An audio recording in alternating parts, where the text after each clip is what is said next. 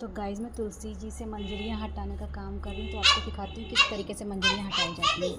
तो देखिए, जैसे कि ये तुलसी जी हैं, तो अपने लेफ़्ट हैंड से तुलसी जी को ऐसे पकड़ के राइट हैंड से उसको इस तरीके से हटाना है, ठीक है। ये इस प्रकार हम तुलसी जी की सेवा करते हैं और तुलसी जी को सर पे जो बोझ होता है मंजरियों का उसको हटा के हम तुलसी जी की सेवा करते हैं। और इन मंजरियों को फेंकने का नहीं है, इस मंजरी को फेंकेंगे नहीं। इन मंजरियों से हम विष्णु जी पे आप रोज़ अर्पण करें। विष्णु जी को और शिव जी को, भोले बाबा को अर्पण कर सकते हैं। विष्णु जी को तो आप अर्पण करेंगे तो वो अति प्रसन्न होंगे। कार्तिक मास में अगर आप मंजरी विष्णु जी को अर्पित करते हैं तो वो अति प्रसन्न होते हैं। और आपको एक बार बता देती हूँ, तुलसी जी जितना ज़्यादा तुलसी जी अभी हमारे लिए महत्वपूर्ण होती, जब तुलसी जी हैं उतनी ही महत्वपूर्ण इनकी मंजरियाँ होती हैं, उतनी ही महत्वपूर्ण इनकी टहनियाँ होती हैं।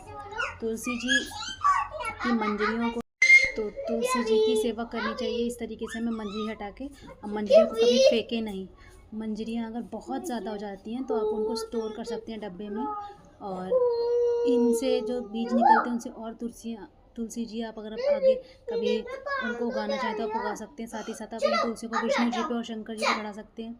उसके बाद क्या होता है, तुलसी जी की जो मंजरियाँ होती हैं उनको आप कभी कोई चीज़ बना रहे हैं तो उसमें आप चाय वगैरह में भी डाल सकते हैं, उनको फेंकिए नहीं। और साथ ही तुलसी जी की जो टहनियाँ होती हैं इनका दीपक बना के हम भगवान की आरती कर सकते हैं। इस तरीके से तुलसी कभी भी वेस्ट नहीं होती। तुलसी महारानी हमारे लिए हम बहुत ही जितनी अति प्रिय विष्णु जी कितनी अति प्रिय हमारी भी होनी चाहिए हमारे घर में है। और अगर हमारे घर में अतः की तुलसी है तो उसे फेंकिए नहीं, उसे काटिए नहीं। उसको आपको क्या करना है, आपका घर वैकुंठ है, आपके घर में कभी कुछ गलत हो ही नहीं सकता। अगर आपके घर में बहुत तुलसी है तो उसे लगा रहने दीजिए, उनको कटाई छटाई करके उनको एक शेप दे दें ना, उन्हें फेंकिए नहीं। क्योंकि जिस घर में तुलसी अतः की उगती है वो घर वैकुंठ धाम से कम नहीं होता है। वो उसमें चारों तीर्थ स्थान होते हैं, उसमें कहीं जाने की आवश्यकता नहीं। उस घर में यम प्रवेश नहीं कर सकता और उस घर का कभी कोई बाल भी बांका नहीं कर सकता, क्योंकि उसमें खुद विष्णु जी विराजमान है। अतः की तुलसी होने का मतलब है कि आपसे विष्णु जी, हमारी श्यामा जी अति प्रसन्न है। इसलिए तुलसी को कभी बुरे तरीके से फेंकिए नहीं, कूड़ेदान में या कहीं भी, कभी गलती से भी नहीं। आप बहुत भाग्यशाली हैं, बहुत सौभाग्य से तुलसी माँ अगर आपके आंगन में बहुत ज़्यादा उगी हैं तो आपके अच्छे कर्मों का नतीजा है। उनको व्यर्थ ना जाने दीजिए, उनको इधर उधर फेंक के उनको वेस्ट नहीं करने दीजिए। ज़्यादा है तो आप उन्हें कहीं और उनका रोपण कर दीजिए, लेकिन आप उन्हें फेंकिए नहीं, ठीक है। राधे राधे, श्री हरि राधे। गाइस देखिए, मैंने इतनी सारी मंजरी निकाली, इसको सबको मैं स्टोर कर लूँगी। और सारे पेड़ों को मैंने प्रॉपर्ली सेटअप कर दिया। अब चलती मिलती हूँ आपसे आगे। राधे राधे। तो गाइस देखिए, मैंने सारी की सारी मंजरी इसमें स्टोर कर ली डब्बे में। मेरे पास ऐसे डब्बे कई सारे हैं जिसमें मैं भगवान जी का सामान स्टोर करती हूँ। तो मैंने इसमें मंजरी सारी स्टोर कर ली है, ये देखिए। और इसी में से मैं कुछ मंजरी अभी विष्णु जी को चढ़ाऊँगी। और मैं एकदम साफ सुथरी नहाई धोई हूँ, so you don't have to worry कि इन्होंने नहाया है कि नहीं नहाया, से चढ़ा दिए। और पेड़ से टूटी हुई जो भी मंजरी या कुछ भी, तो उसे धुला नहीं जाता है। आप बाज़ार से खरीदें, आप उसे 10 बार धुलेंगे, क्योंकि वो जाने कहाँ से लोग फूल इधर उधर के कई हाथों में जाते हैं। लेकिन पेड़ से टूटे फल हों, चाहे मंजरी हो चाहे फूल हो, उनको डायरेक्ट विष्णु जी को चढ़ाइए, वो अति प्रसन्न होंगे।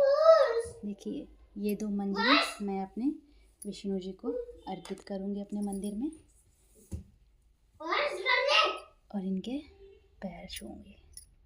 और इसी के साथ मैं 2 अपने लल्ला को चढ़ाऊँगी, क्योंकि हमारे लल्ला बहुत नटखट हैं और बहुत जल्दी गुस्सा हो जाते हैं।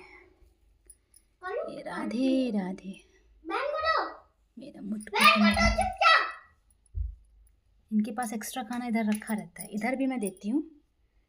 इनको रोज़ भोग लगाती हूँ, ड्राई फ्रूट्स का, माखन मिश्री का, जल, दूध। सोते समय दूध इनको देती हूँ, क्योंकि मैं इनको अपने बच्चे की तरह रखती हूँ। तो यही तरीका है, सही तरीका है तुलसी जी को रखने का। और देखिए, इस तरीके की मैं कभी भी डंडियाँ वेस्ट नहीं करती हूँ। इस तरीके की आप तुलसी की डंडियों में देसी घी की बाती से रुई मिला के इस तरीके से आप बना सकते हैं। और इनसे आप विष्णु जी की और हमारे दामोदर जी यानी कृष्ण भगवान की जब आरती करते हैं तो वो अति प्रसन्न होते हैं। आपको पता है, वायु शांत हो जाइए, मम्मा कुछ कर रही है, अदरवाइज मम्मा आप लोग को ठीक करेगी फिर। तो ये इससे तो गाइस, इससे श्री कृष्ण अति प्रसन्न होते हैं। आपको पता है इसके पीछे एक कहानी है। एक बार क्या हुआ, एक छोटी सी चुईया से इधर उधर फुदक फुदक के शैतानी कर रही थी। और शैतानी कर रही थी तो एक स्त्री थी, मतलब उसने अपने घर में ऐसी सूखी टहनियाँ रख रखी थी, सूखी तुलसी जो थी उनकी सूखी डंडियों को रख रखा था, और यही बातियाँ बनाने के लिए देसी घी की, क्योंकि दामोदर जी हमारे कृष्ण जी और विष्णु जी को इसकी आरती, इससे करी आरती अति प्रसन्न है, तो वो ये इसी के लिए रख रखी थी। तो वहाँ पे उनके घर में चुईया थी, तो वो जो चुईया थी वो बहुत अति कर रही थी जैसे कहते हैं। तो एकदम से वो उसका पैर फिसला चुईया का, और वो जो लकड़ी का गट्ठा रखा था तुलसी जी की उसमें उसके पैर फंसे, वो लड़खड़ाई और जाके श्री कृष्ण के श्री चरणों में गिर गई। पता है इससे क्या हुआ? इससे वो अगले जन्म में, उसका अगला जन्म तो तरा ही, साथ ही उसे वैकुंठ धाम का वास हुआ। मरने के बाद वो श्री हरि के पास गई, उनकी दासी बनी। तो सोचिए एक छोटी सी चुईया गलती से जो तुलसी जी के पैरों में बिंद के गिरी और उनके पास जाके गिरी, बस उसे तुलसी जी का स्पर्श हुआ था तो उसे इतना बड़ा वैकुंठ धाम मिला। तो आप और हम अगर थोड़ी सी अगर भगवान जी के ऊपर पूजा पाठ करके उनकी कृपा नहीं पा सकते क्या? पा सकते हैं। तो आप भी ये ज़रूर करिएगा। राधे राधे।